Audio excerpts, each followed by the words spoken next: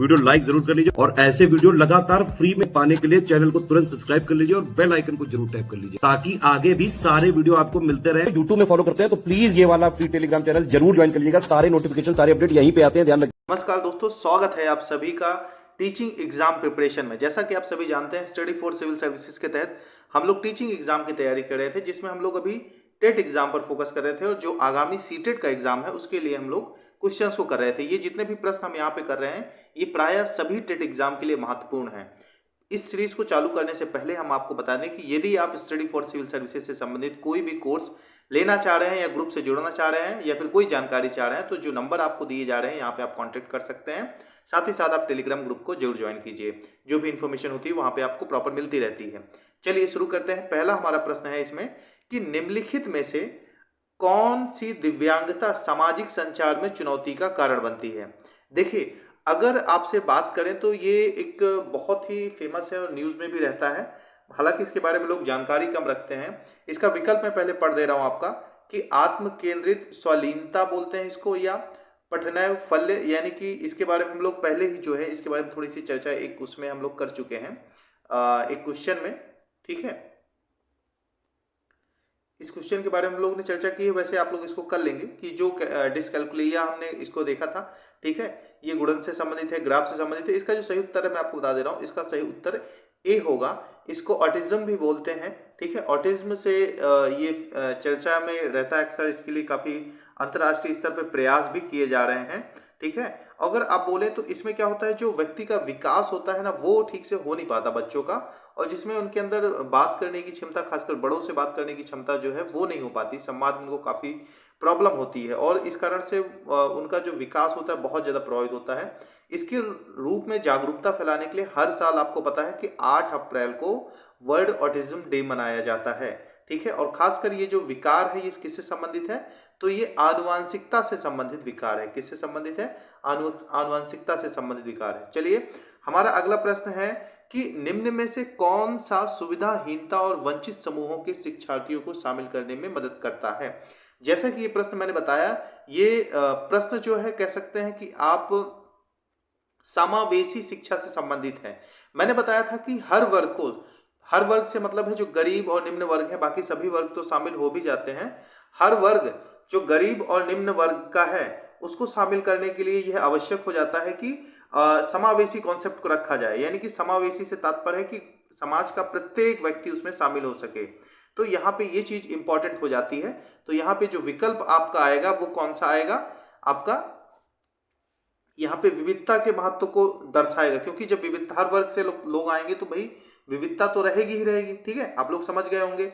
चलिए आगे चलते हैं अगले प्रश्न की तरफ। हमारा अगला प्रश्न है कि क्रोकोडाइल यानी कि जो मगरमच्छ होता है मुख्य रूप से शिकारियों द्वारा मारा जाता है। किसके लिए मारा जाता है। ठीक है, यहाँ पे ए थोड़ा ऊपर चला गया है। सींगों के लिए, त्वचा के लिए, दांत के लिए या खुशबू के लिए। तो आपको पता होगा कि इसमें से सींग तो उसके पास होता नहीं है, दांत होते हैं, खुशबू तो आने से रही। ठीक है, हालांकि ऐसा बहुत से जानवर है जिनका सेंट वगैरह में इंडस्ट्री में यूज किया जाता है, उनको काफी प्रताड़ित किया जाता है। लेकिन यहाँ पे जो मगरमच्छ है आपको पता है इसकी स्किन बहुत मजबूत होती है, तो इसका जो शिकार होता है वो स्किन के लिए ही होता है। ज्यादातर क्या होता है कि इसके जो स्किन के होते हैं, हैंडबैग बहुत बड़े बड़े ब्रांड है, मैगी मैगी वो बेचती हैं, कोई कभी बताता नहीं हमने किस जानवर की स्किन का यूज किया है। लेकिन यहाँ पे स्किन से जो हैंडबैग बनते हैं, जूते बनते हैं, पर्स वगैरह, महंगे महंगे फर्नीचरों में जो उसकी ऊपर से कवर किया जाता है उसमें यूज होता है। जनरली अगर हम बात करें तो दो प्रकार के क्रोकोडाइल होते हैं, एक छोटे आकार का, एक बड़े आकार का प्रजाति का। जो इनकी आयु 50 साल के आसपास होती है। जो छोटा होता है वो 30 से 40 साल तक जिंदा रहेगा, जो बड़े आकार का होगा वो 60 से 70 साल तक जिंदा रहता है। वैसे आप लोग के लिए महत्वपूर्ण है कि विश्व मगरमच्छ दिवस कब मनाया जाता है। ठीक है, मैं इसका उत्तर आप लोग को बता दे रहा हूं। अभी देखिए बहुत लोग जुड़ नहीं पाए हैं इस ग्रुप से, क्योंकि नया नया इनिशिएटिव है। आप लोग जुड़ते जाइए, शेयर करते जाइए, उसी हिसाब से हम और भी चीजें इसमें चालू करेंगे। ठीक है, शेयर और सब्सक्राइब करते जाइए। अभी थोड़ा सा कहना पड़ रहा है क्योंकि अभी कुछ ही दिन हुए चैनल को बने और हमारा प्रयास है कि हम और भी काम करें, लेकिन हमें मोटिवेशन तब मिलेगा जिसमें ज्यादा से ज्यादा लोग जुड़ेंगे। तो इसका जो मैं बता रहा था कि 17 जून को विश्व मगरमच्छ दिवस मनाया जाता है। ठीक है, क्योंकि मैं क्वेश्चन पूछ लो, अभी कमेंट तो हो नहीं रहे ज्यादा, तो फिर वो नीचे उत्तर आप लोग को नहीं मिलेगा। ठीक है, अभी चले अगले प्रश्न की तरफ चलते हैं कि बोरा चिपचिपे चावल की एक सामान्य किस्म है, मुख्य रूप से पाया कहा जाता है। ठीक है, असम में पाया जाता है, बिहार, उड़ीसा और तमिलनाडु। देखिए चावल का जो बेल्ट है वो पूर्वी क्षेत्रों में भारत में बहुत ज्यादा पाया जाता है, और ये जो दिए गए हैं, खासकर असम, बिहार, उड़ीसा, यहाँ पे चावल के लिए बढ़िया खेती होती है। लेकिन चिपचिपे चावल का जो बोरा किस्म है, ठीक है, बोरा, ये कहाँ पाया जाता है? तो आप जानते हैं कि इसका जो मुख्य रूप से असम में पाया जाता है। इसको एक नाम और बोलते हैं, असमिया मुलायम, ठीक है, क्या बोलते हैं? असमिया मुलायम के नाम से बोलते हैं। और इसका बायोलॉजिकल नेम जो है ओरिजा सातवा है, ठीक है। इसको जीआई टैग भी असम का मिला है। और असम का जो इलाका है कोकराझ, बारपेटा, ठीक है, बारपेटा, उसी से इसका नाम बोरा पड़ा है। नलबारी, यहाँ जो एरिया है, यहाँ पे जो जिले हैं, यहाँ पे जो है इसको ज्यादा उगाया जाता है और यहीं पे इसको जीआई टैग भी मिला है। प्रश्न नंबर 5 है कि प्राथमिक स्तर पर ईवीएस सीखने के लिए वास्तविक चुनौती है, ठीक है, यानी कि एनवायरमेंट से संबंधित है। ईवीएस आप जान रहे हैं, एनवायरमेंटल स्टडीज जो होती है, पर्यावरण के आसपास के बारे में बच्चों को जानकारी देना या जानकारी लेना बच्चों के लिए। कौन सा विकल्प सही होगा? परिभाषाएं उनको दी जाए, रटना सिखाया जाए, अवधारणाओं का वितरण किया जाए, या विद्यार्थियों के लिए खुद से व्यक्त करने का अवसर दिया जाए। देखिए, इस तरह के प्रश्न में मैं आपको बता दूं, दो चीज बहुत महत्वपूर्ण होती है। पहली चीज, बच्चों को वास्तविक अनुभव दिया जाए, उनको चीजें सिखाई जाए। दूसरी चीज, उनका पार्टिसिपेशन खुद हो, आपस में खुद सीखे। उसके बाद ही रटना, ग्राफ दिखाना, ये सारी चीजें आती हैं, ठीक है। और रटना तो एकदम बाद में ही रखिए, जब कोई ऑप्शन ना ही समझ में आए तभी रटना हो सकता है, नहीं तो रटना कभी उत्तम विकल्प हो ही नहीं सकता। तो ये कुछ चीजें ध्यान रखेंगे तो आपका क्वेश्चन गलत होगा ही नहीं।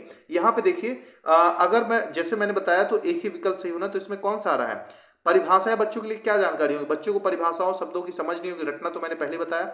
अवधारणाओं का वितरण आवश्यक है, ठीक है, लेकिन उससे भी ज्यादा है कि बच्चों को एक्सप्रेस कराया जाए कि भाई आप पेड़ों से क्या समझते हो, आप जानवर को देखे तो कैसा लगा, उसके क्या प्रारूप था, कैसे दिख रहा था, क्या वो उसके मतलब क्या लग रहा था कि ये शिकार करता होगा, नहीं करता होगा। तो बच्चे खुद से जब एक्सप्रेस करेंगे उसके बाद उनको समझाएंगे, यानी कि वो पार्टिसिपेट करेंगे कुल मिला के, तो वो बढ़िया से सीखेंगे।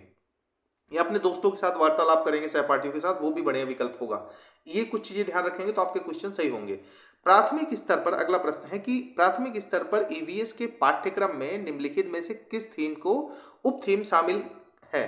किस थीम में उप थीम शामिल है? देखिए, अब ये क्वेश्चन जो है इसको मैंने पहले कराया था। अगर आप कंटिन्यू जुड़े हैं साथ में तो तुरंत आप कर लेंगे, ये उसी से संबंधित है। जैसे मैंने आपको बताया था कि देखिए, इसका विकल्प है परिवार, दोस्त, जल, कार्य, खेल और भोजन।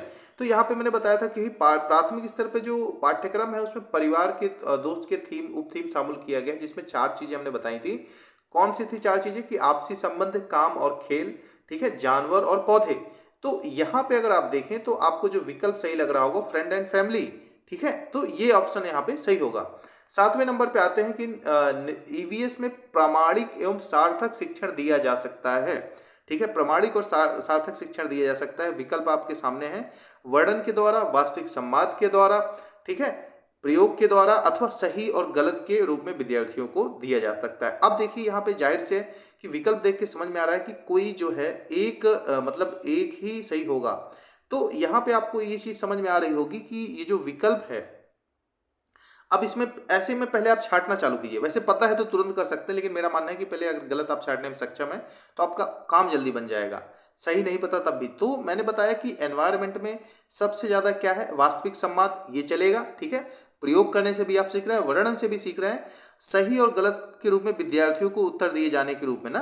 तो देखिए, विद्यार्थियों को शुरू में सही गलत जो है घोषित करना किसी भी प्रकार से, थोड़ा सा पीछे करते हैं, किसी भी प्रकार से उचित नहीं होता, उनको जज नहीं करना चाहिए। तो यहाँ पे ये अंतिम विकल्प के तौर पे लेंगे। बाकी सारी चीजें नैरेटिव द्वारा, रियल डायलॉग्स के वाद संवाद के द्वारा, ये मैंने बताया है, प्रयोग के द्वारा, ठीक है, एक्सपेरिमेंट कराएंगे, पत्ते कैसे होते हैं, ऑक्सीजन कैसी होती है, मतलब ऑक्सीजन के बारे में क्या ही एक्सपेरिमेंट कराएंगे, लेकिन बच्चों से उनको इन्वॉल्वमेंट से मतलब है, प्रयोग के मतलब ऐसे साधारण तरीके से। तो ये विकल्प सही होगा। डी आप छांटने में सहज होंगे, तो इसका जो सही उत्तर आपके लिए हो जाएगा वो कौन सा हो जाएगा? यहाँ पे डी किसमें नहीं है? इसी में नहीं है, डी। देखिए, अपने आप उत्तर पकड़ में आ रहा है, ठीक है। चलिए अगले प्रश्न की तरफ चलते हैं। हमारा अगला प्रश्न है कि यात्रा थीम के मुद्दे केवल विद्यार्थियों के लिए सार्थक हो जाते हैं, यानी कि किसी ट्रेवल जो थीम रखी जाए बच्चों को सिखाने के लिए रखी जाएगी, तो उसमें क्या इंपॉर्टेंट होगा, क्यों सार्थक होंगे? पहला है कि मुद्दों के मतलब आसपास बहस आयोजित की जाए, यानी कि जो आप देख रहे हैं, जो डिबेट्स हो रही है, उसी के पास पास जो आप मतलब एनवायरनमेंट में सीखने के लिए जो चीजें कर रहे हैं उसके आसपास आपसे बातें की जाए, ठीक है, डिबेट कराई जाए। विद्यार्थियों को श्रव्य दृश्य से दिखाया जाए, ऑडियो विजुअल दिखाया जाए, ठीक है, यदि शिक्षकों द्वारा प्रदर्शन को दिखाया जाए। और अंतिम में है कि थीम आधारित वर्कशीट विद्यार्थियों को दी जाए। अब मुझे पता है कि ये प्रश्न देख के थोड़ा सा कुछ लोगों को कठिनाई महसूस हो रही होगी, लेकिन यहाँ पे अगर थोड़ा सा देखें तो मैंने बताया था कि कौन सा विकल्प हम नियरेस्ट लेंगे। तो मैंने बताया था या तो उनको प्रत्यक्ष अनुभव कराया जाए या मुद्दों के आसपास बहस आयोजित कराया जाए, बहस में आपस में ही डिबेट करेंगे। ठीक है, तो ये विकल्प हमेशा सही रखेंगे। अगर इस चीज का आपने ध्यान रखा है तो आपका उत्तर ए वाला सही है। ठीक है, कौन सा उत्तर सही है? ए सही है। चलिए अगले प्रश्न की तरफ बढ़ते हैं। ईवीएस पाठ्यक्रम के अलावा ईवीएस सीखने के लिए निम्नलिखित में से कौन सा एक अच्छा संसाधन हो सकता है? फिर ध्यान दीजिएगा, इस तरह के प्रश्न बार बार आते हैं और कुछ बेसिक चीजें आप ध्यान देंगे तो आपका उत्तर सही होता जाएगा। ए देखिए क्या बोलता है, भ्रमण क्षेत्र, बी बोलता है रेडियो, सी बोलता है विकिपीडिया और डी बोलता है एनसाइक्लोपीडिया। देखिए अब विकिपीडिया एनसाइक्लोपीडिया बच्चों की बात हो रही है, तो मैंने बताया था कि अगर भ्रमण करेंगे तो खुद से देखेंगे और एक ही विकल्प चुनना है इसमें। ठीक है, तो एक ही विकल्प चुनने के मामले में क्या होगा? आपका उत्तर एकदम से क्लियर है, इसमें ज्यादा सोचना ही नहीं है। ठीक है, थोड़ा सा बस बारीकियों को ध्यान रखेंगे, उत्तर सही हो गया। ज्यादा पक्षों में पढ़ेंगे तो फिर वो भूलेगा। कॉन्सेप्ट आपको किताबों में बहुत मिलेंगे, हमको उत्तर ज्यादा से ज्यादा सही करने हैं। प्रश्न नंबर 10 की तरफ अगर चले तो जल थीम से संबंधित सामाजिक सांस्कृतिक मुद्दे को प्रभावित ढंग से सीखा जा सकता है। विकल्प ए है रोल प्ले के द्वारा, ठीक है, बी है विद्यार्थियों के जो बीच वास्तविक संवाद के द्वारा, सी है भ्रमण के द्वारा, डी है प्रदर्शन और गृह कार्य के द्वारा। मैं इसलिए भी ऐसा यहां पे दिखाने का प्रयास कर रहा हूं आज क्योंकि आपको समझ में आए कि कैसे क्वेश्चन अटेम्प्ट करने हैं। अब इसमें आपको जो है क्वेश्चन छांटने में बिल्कुल कठिनाई नहीं होगी। क्यों? क्योंकि सबसे पहले आप रखेंगे कि विद्यार्थियों के बीच वास्तविक संवाद और भ्रमण। ठीक है, इनसे क्या होगा? उनको रियल नॉलेज मिलेगा। भ्रमण से जाके जानवरों को, पशु पक्षियों को, पेड़ों को ठीक से देखेंगे, संवाद करेंगे, उनका नॉलेज बढ़ेगा। तो दो तो आपको रखने ही है। सॉरी, प्रश्न नंबर ये 10 था ना? हाँ, प्रश्न नंबर 10 था, तो दो तो आपको देखने ही है। ये वाला कौन सा? ये आपका बी और सी। तो अब इतना ही अगर आप समझ लीजिए कि बी सी एक साथ कहां पे है, बी सी इसमें है और कहीं नहीं है, आपका काम बन गया। ठीक है, इसमें वैसे जो छांटेंगे आप तो डी ही छांटेंगे क्योंकि ए भी सही है। रोल प्ले में भी वो खुद को अनुभव करेंगे, खुद से चीजें सीखेंगे, तो रोल प्ले भी एक अच्छा विकल्प होता है क्योंकि पार्टिसिपेशन उनका है। ठीक है, चलिए आगे बढ़ते हैं प्रश्न नंबर 11 की तरफ। प्रश्न नंबर 11 क्या कहता है? इनका कहना है कि भाई इन्होंने बोला कि राजा एक ईवीएस शिक्षक है, ठीक है, और एक आकलन उपकरण का प्रयोग करता है जो विद्यार्थियों के काम के लिए लिखित से मौखिक दृश्य तक जो है घटकों में उपलब्धि मापदंड, मतलब जो घटक है उनके उपलब्ध मापदंडों को स्पष्ट रूप से इंगित करता है। तो इसमें कौन सा जो है उपकरण की बात हो रही है आकलन के लिए, क्या प्रयोग करता है? देखिए इस तरह से जो यहाँ पे किया गया है कि पहले मौखिक से फिर लिखित रूप से एक्सक्राइब करेंगे, तो इसको रूबिक्स कहते हैं। इसके बारे में थोड़ा सा डिटेल लेक्चर हम लेंगे कभी, तब जाके थोड़ी कोई इसका जो वेरिएशन है वो समझ में आएगा। तो यहाँ पे भी जानते रहिए, इसको ए इसका सही उत्तर होगा। चलिए क्वेश्चन नंबर 12 की तरफ चलते हैं। यहाँ पे है कि ईवीएस में आत्म आकलन, ठीक है, सेल्फ असेसमेंट से क्या तात्पर्य है, यहाँ पे इसको पूछना चाह रहे हैं। तो यहाँ पे जो विकल्प दिए हैं उसको फिर नीचे पूछा है इन्होंने। सीखने के लिए आकलन होगा, असेसमेंट होगा, लर्निंग के लिए, ठीक है, और यहाँ पे सीखने के बारे में सीखना कि कैसे सीखा जाता है। सी यहाँ पे बता रहे हैं कि भैया उपलब्धियों और सीखने के परिणाम के निर्णय के बारे में, और डी है सीखने का आकलन। अब यहाँ पे थोड़ा सा प्रश्न नंबर अगर 12 आप देखें तो यहाँ पे आपको लग रहा होगा कि क्या सही होगा। देखिए 12 में एक चीज अगर आप, मैंने बताया कि पहले ऐसी स्थिति है तो छांटना सीखिए, ठीक है। तो यहाँ पे सीखने के लिए आकलन, भाई असेसमेंट सेल्फ कर रहे हैं तो जब असेसमेंट किया जाता है आकलन, तो जाहिर सी बात है सीखने के लिए किया जा सकता है। सीखने के बारे में सीखना, हाँ बिल्कुल सही है कि हम सीख जो रहे हैं कैसे सीख रहे हैं, ठीक है, उसके बारे में भी आवश्यक होता है कि मतलब ऐसा तो नहीं कि कोई हायर एजुकेशन की पद्धति हम बच्चों पे लागू कर दे रहे हैं, ठीक है। और सी जो है उपलब्धियों और सीखने के परिणाम के निर्णय के बारे में सीखना, ठीक है। उपलब्धियां आवश्यक हैं लेकिन उनके परिणाम से भी संबंधित बच्चों का प्रभाव पड़ता है। सीखने का आकलन ना कि कौन कितना सीख रहा है, ये थोड़ा सा नेगेटिव चीज हो जाएगी बच्चों का कि कौन कितना सीख रहा है, कौन कितना कम सीख रहा है। तो अगर डी वाला एलिमिनेट करें तो आपका उत्तर बहुत आसानी से निकलेगा। और यहाँ पे आपका उत्तर डी देखें तो ये अपने आप ए वाला आ जाएगा, ठीक है। आपका ये इसमें भी नहीं है, लेकिन हम देखेंगे कि ऊपर के तीनों विकल्प सही हैं। यहाँ से थोड़ा सा एलिमिनेट करने से काम नहीं बनेगा आपका ना, कभी कभी बनता है कभी कभी नहीं बनता, लेकिन मोस्ट ऑफ द टाइम होता है। तो थोड़ा सा आप छांटना, जैसे हमने डी वाला छांट लिया था तो सी तीनों लगभग सही है। चलिए 13 में लगभग सही का मतलब ये होता है कि हमें जब कभी भी उत्तर मिलता है तो हमें मैक्सिमम सही छांटना रहता है। जरूरी नहीं है कि कई बार जो है उस तरह की चीजें इसमें आए। तो आगे बढ़ते हैं प्रश्न नंबर 13। प्रश्न नंबर 13 क्या बोलता है कि ईवीएस को सीखना आधारित है, यानी कि learning of EVS is based on the principle of, किसमें, सरल से जटिल तरीके से सीखना चाहिए, ठीक है, जटिल से सरल, वैश्विक से स्थानीय और अमूर्त से मूर्त। देखिए एक चीज याद रखिएगा, कोई भी चीज हमेशा सरल से जटिल ही सीखी जाती है। जटिल से सरल क्या सीखेंगे आप? जब कठिन कॉन्सेप्ट को, कॉम्प्लेक्स चीज़ों को समझ लेंगे तो सिंपल समझना कोई बड़ी बात नहीं। तो हमेशा जब आप चालू करते हैं तो सिंपल से कठिन की तरफ, कॉम्प्लेक्स चीज़ों की तरफ चलते हैं, पहले बेसिक चीज़ों को समझते हैं।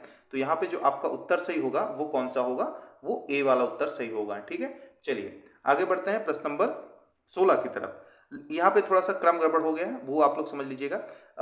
यहाँ पे है 16 कि जो लेव वाइगोत्स्की है उनके विचार में, ठीक है, तो संज्ञा, इन्होंने क्या बोला कि संज्ञान भाषा से स्वतंत्र है, ठीक है, इनका मानना है, या फिर मतलब इसी में से एक चुनना है, जैसा कि आप लोग जानते हैं। संज्ञानात्मक विकास भाषा विकास को निर्देशित करता है। सी है कि भाषा संज्ञानात्मक विकास को सुगम बनाती है, और डी है कि संज्ञानात्मक विकास भाषा के विकास से संबंधित नहीं है। तो यहाँ पे अगर आप ध्यान दें, इनका हमने पहले भी देखा है, तो इसमें जैसे इनका जो संबंध है, इन्होंने संज्ञानात्मक विकास भाषा को निर्देशित करता है, ये इन्होंने इसी का ही कॉन्सेप्ट दिया है और इसी के बारे में बात करते हैं।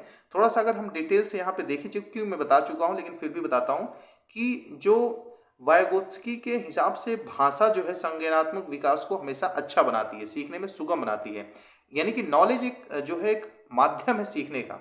और क्योंकि इनके हिसाब से भाषा समाज द्वारा दिया गया एक टूल है जो बच्चों के विकास में विशेष महत्वपूर्ण होता है, यानी कि लर्निंग में लैंग्वेज का बड़ा प्रभाव पड़ता है। ठीक है, हमारे आसपास समाज, परिवार, विद्यालय, जो कुछ भी हम सीखते हैं भाषा के माध्यम से ही सीखते हैं। तो अगर इनका नाम दोबारा कभी आता है तो लैंग्वेज को इनके साथ, संज्ञानात्मक विकास के साथ जोड़ के देखिएगा। चलिए, हमारा अगला प्रश्न है कि इन्हीं से संबंधित है। लेव वाइगोत्स्की के अनुसार निम्नलिखित में से कौन से कारक बच्चों के संज्ञानात्मक विकास को सुगम बनाते हैं। देखिए, अब यहाँ पे ध्यान दीजिएगा, सांस्कृतिक उपकरण, संतुलन, सामाजिक संपर्क और पुरस्कार। देखिए, इसके पहले जो हमने डिस्कस किया था, अगर आप देखें तो वहां पे भाषा था, ठीक है, लेकिन हमने देखा था भाषा एक टूल के तौर पे उपयोग हुआ था, मैंने बताया उपकरण के तौर पे हुआ था। ठीक है, एक चीज। दूसरी चीज यहाँ पे देखेंगे कि वो भाषा यूज कहाँ हो रही थी, क्योंकि पूरा कॉन्सेप्ट तो आप जब पूरी थियरी पढ़ेंगे तभी हम समझ पाएंगे, लेकिन मोस्ट ऑफ द चीज जो परीक्षा में आपके हेल्प करेगा वो यहाँ से क्लियर हो सकता है। तो एक लैंग्वेज क्या था, एक टूल था, लैंग्वेज का इन्होंने महत्व बताया, और वो यूज कहाँ हो रहा था, सोशल इंस्ट्रक्शन में, ठीक है, इंटरेक्शन में, सॉरी, सामाजिक संपर्क में। तो यहाँ पे आप देखिए कि संतुलन और पुरस्कार के लिए नहीं यूज किया था हमने। तो यहाँ पे इनका जो संज्ञानात्मक विकास से संबंधित है, तो यहाँ पे कौन सा होगा, पहला और दूसरा आपका ये सी वाला सही होगा। ठीक है, सी वाला ऑप्शन आप सही कर सकते हैं। चलिए, नेक्स्ट प्रश्न की तरफ बढ़ते हैं। अगला हमारा प्रश्न है कि तरुण भारत सिंह। अब यहाँ पे थोड़ा सा आप लोग समझिएगा, तरुण भारत संघ, ठीक है, तरुण भारत संघ एक ऐसी संस्था है जो जल के संरक्षण के लिए कार्य करती है। इस संस्था के प्रधान निम्न में से एक है। देखिए, ये प्रथम दृष्टया तो करंट का क्वेश्चन प्रतीत होता है, लेकिन आप देखेंगे कि ये थोड़ा सा ऐसे कुछ स्टैटिक्स की कैटेगरी में आता है, इसलिए मैंने इसको शामिल किया। थोड़ा सा इस तरह की जो महत्वपूर्ण संस्थाएं हैं, इसको थोड़ा सा अगर आप लोग ध्यान में रखेंगे तो आपके लिए काफी अच्छा होगा। यहाँ पे जो विकल्प है ध्यान से देखिएगा, मेघा पाटकर, ठीक है, दूसरा है सुंदरलाल बहुगुणा, तीसरा है राजेंद्र सिंह, और चौथा है पीसी जोशी।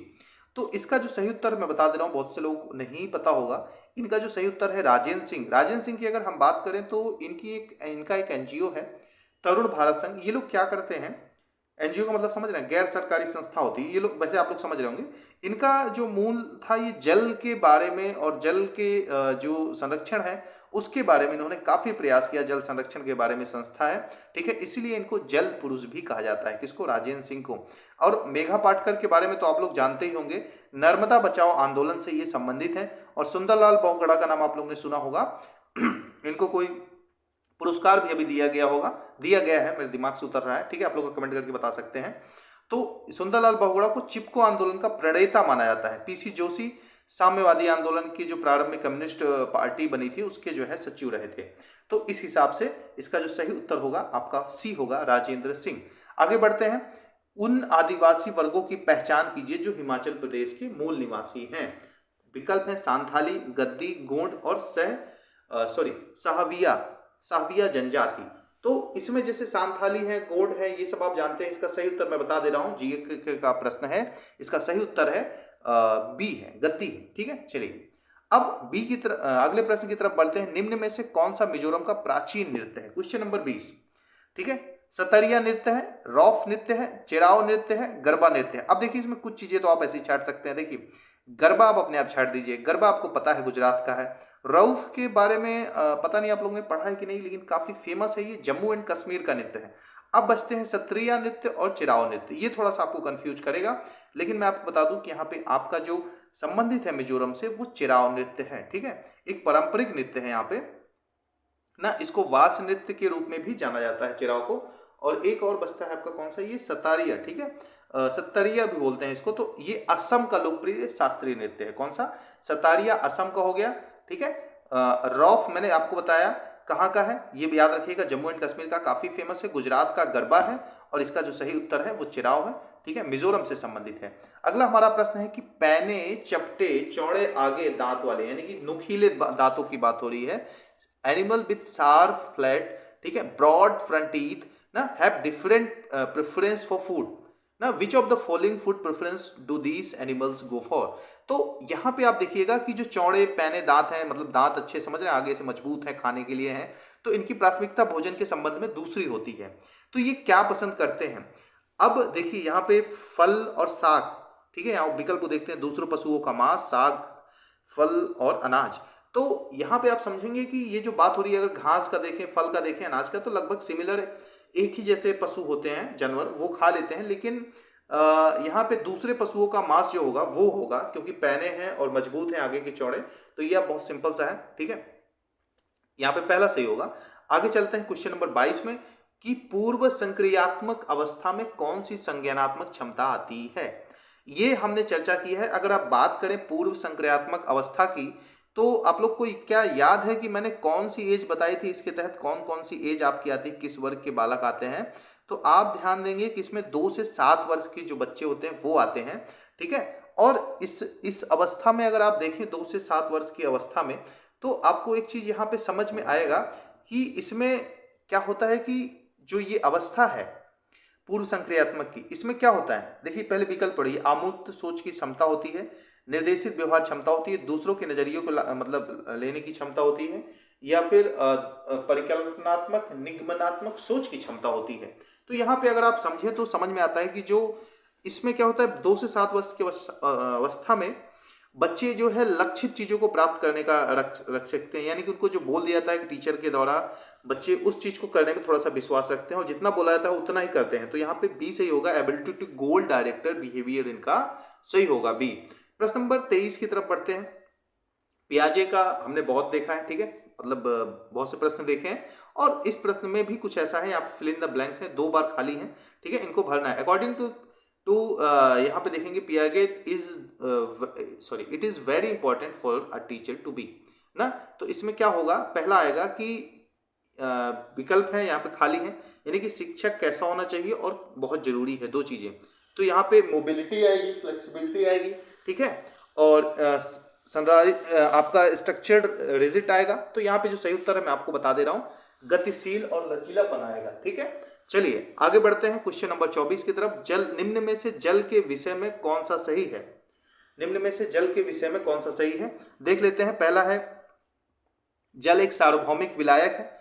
ठीक है, इसमें विभिन्न पदार्थों को घोलने की क्षमता होती है। और सी है इसका कि इसकी जो डेंसिटी होती है वो मैक्सिमम 100 डिग्री सेल्सियस तक होती है। या फिर यहाँ पे है कि सी विकल्प है कि जल का घनत्व 100 डिग्री सेल्सियस से ऊपर सर्वाधिक होता है। और डी है पदार्थ की तीनों अवस्थाओं में जल विद्यमान है। तो अब यहाँ पे पूछा, सॉरी मैंने गलत पढ़ दिया क्योंकि मुझे लग भी रहा था, यहाँ पे पूछा सही नहीं है।